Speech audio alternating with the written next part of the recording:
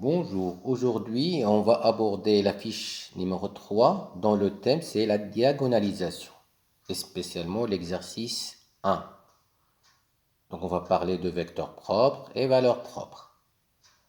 Pour que le corrigé soit bénéfique, je vais faire un rappel bref. Soit f un homomorphisme, c'est une application de E dans E avec dim de E égale à n, et soit A une matrice de f quelconque dans une base donnée B.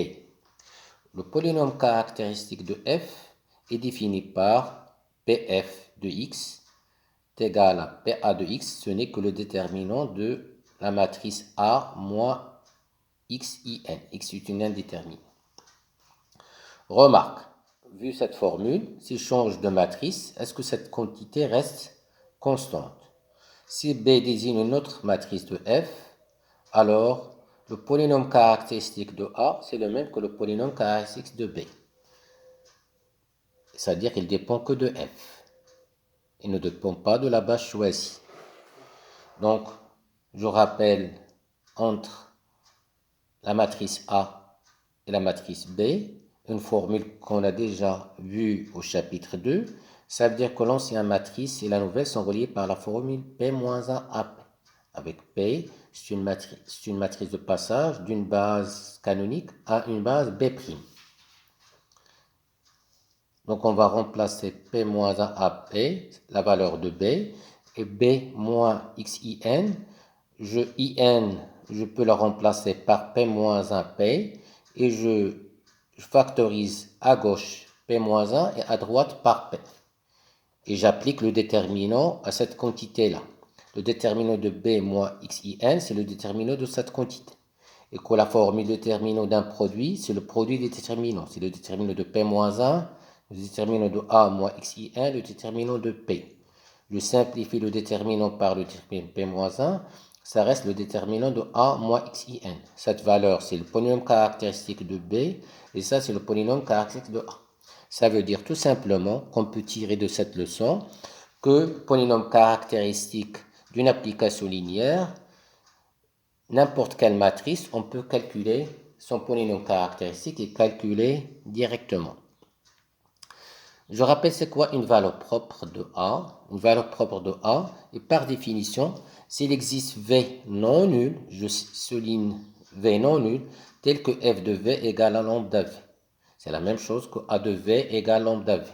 Dans ce cas, on dit que V est un vecteur propre de f associé à la valeur propre lambda. C'est équivaut à dire que Pf de lambda égale à 0. Ça veut dire que lambda est une racine de Pf de x. Ça veut dire que les valeurs propres, ce sont les racines du polynôme caractéristique. Et le choix de la matrice, on peut choisir n'importe quelle matrice qui représente f et on calcule son polynôme caractéristique et on cherche les racines. On dit que V est un vecteur propre de f associé à la valeur propre lambda et lambda est une valeur propre associée à V. On va désigner par E lambda, c'est l'espace propre associé à lambda. Il est fabriqué par quoi? Par les vecteurs propres associés à lambda qu'on rajoute 0, puisque 0 n'est jamais considéré comme vecteur propre.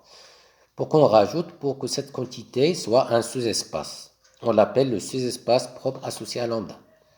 Et on a une inégalité au niveau de dimension, que la dimension de E lambda est supérieure à 1, est inférieure à l'ordre de lambda. L'ordre de lambda, c'est l'ordre de la racine, l'ordre de multiplicité dans Pf de x. E lambda, ce n'est que le quart de f moins lambda, l'identité. L'identité, c'est l'application identité. C'est la même chose que le quart de a moins lambda in. In, c'est la matrice identité d'ordre n. Maintenant, on va aborder l'exercice 1 directement. On va exploiter les rappels que j'ai soulevés pour aborder cet exercice. Donc la première question, on calcule le polynôme caractéristique. Donc on a vu que le polynôme caractéristique, c'est le déterminant de a moins x et 3. Donc c'est 9 moins x, 4 moins x et 1 moins x. Et je remplace les autres valeurs de la matrice A.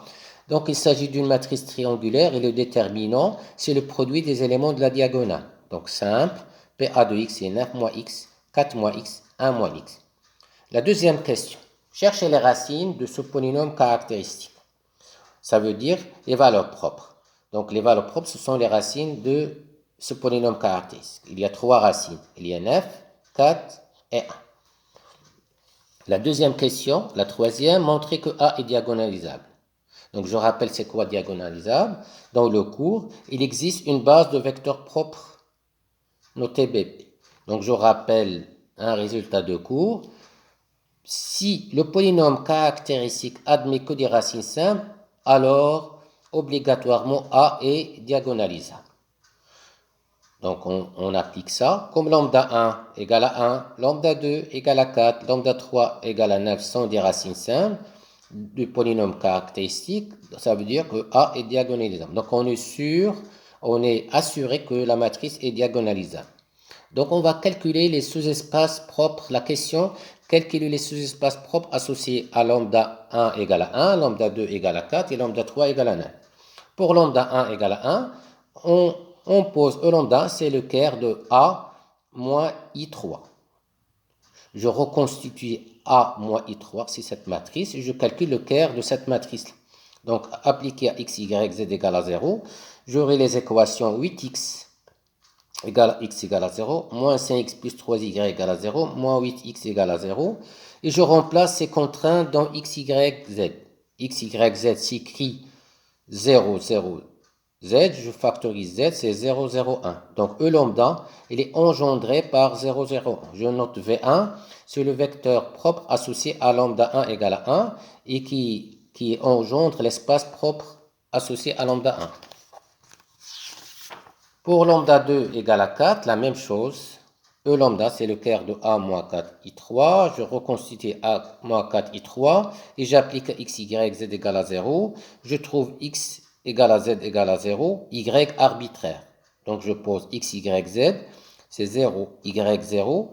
Je factorise y, c'est 0, 1, 0. Donc finalement, E lambda 1, c'est le vecteur de 0, 1, 0. On note V2, ce vecteur-là. Enfin, pour lambda 3 égale à 9, E lambda 3, c'est le quart de A moins 9I3. Je reconstitue la matrice A moins 9I3, c'est cette matrice-là, et je calcule le quart. X, Y, Z appartenant à E lambda 3. Donc, appliqué à ça égale à 0. Donc, j'aurai les équations suivantes. Moins 5x moins 5y, moins 8x moins z égale à 0. Donc, la première équation, ça me donne y égale à moins x. Et la dernière, c'est z égale à moins x. Je remplace les contraintes dans x, y, z. X, je factorise le x, c'est 1, moins 1, ça veut dire finalement E lambda 3, c'est le vecteur de 1, moins 1, moins 1. Je note ce vecteur V3, 1, moins 1 qui engendre E lambda 3. La cinquième question, déterminer une base de vecteurs propres. Donc je fais un rappel. Si V1, Vn sont des vecteurs propres à des valeurs propres, j'ai mis en rouge, distinctes 2 à 2, alors obligatoirement ils forment un système libre. Application. On a V1, V2, V3 sont des vecteurs propres associés à lambda 1 égale à 1, lambda 2 égale à 4, lambda 3 égale à 1 sont des valeurs propres distinctes 2 à 2, donc ils forment un système libre.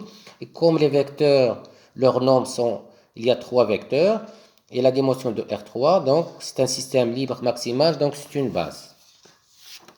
Et la dernière question, sixième question, on vous demande de calculer A à la puissance n. Donc on va se ramener au chapitre 2 pour calculer A à la puissance n. On va faire un changement de base et se ramener à une matrice qui est diagonale. Donc puisqu'on a B' est une base de vecteurs propres et B la base canonique, je prends P, la matrice de passage de B à la base des vecteurs propres. Donc la matrice de passage, je rappelle, je dispose les vecteurs colonnes, c'est V1 dans la base canonique, V2 dans la base canonique, V3 dans la base canonique. Et la formule entre l'ancienne matrice et la nouvelle matrice, elle est définie par cette formule. P-1 AP, c'est une matrice diagonale et je tire à votre attention qu'il faut être vigilant que la disposition de V1, V2, V3, l'ordre de V1, V2, V3, elle va aussi agir sur l'ordre des valeurs propres. Si je dispose V1 au premier rang, j'aurai lambda 1 au premier rang sur la diagonale, V2 deuxième rang, j'aurai lambda 2 au deuxième rang, V3 troisième rang, lambda 3 ce sera au troisième rang. Donc attention, L'ordre des éléments de la diagonale est relatif à l'ordre des vecteurs V1, V2, V3. Si vous permettez V2 par V1, on permet 4 par 1. Et finalement, on applique la formule qu'on a fait au chapitre 2 aussi, que la puissance de la matrice est reliée par la nouvelle matrice au niveau puissance, P-1 à la puissance n, P c'est D à la puissance n. Et on rappelle que la puissance d'une matrice diagonale, c'est les éléments de la diagonale relevés à la puissance n. Et j'applique P ici et P-1 ici, j'aurai A à la puissance n, P, D à la puissance n, P-1. Donc, je fais cette disposition. P-1, je l'ai calculé parce qu'on a déjà vu comment on calcule la matrice de passage. Et je multiplie les deux matrices, ça me donne ça. Et je multiplie enfin P par cette matrice-là, j'aurai cette quantité-là. Une petite vérification. Donc, quand vous calculez la puissance d'une matrice, n'oubliez pas à la fin de faire la vérification pour n égale à 1. On doit trouver normalement a à la puissance 1 égale à 1 pour valider la formule, pour avoir l'homogénéité de la formule. Donc, n égale à 1, c'est 9, 0, 0. 4 moins 9, ça fait moins 5. 4 à la puissance 1, ça fait 4. Et 1 moins 9 égale à moins 8. 0, 1, on retrouve la matrice d'origine au départ. Bon courage.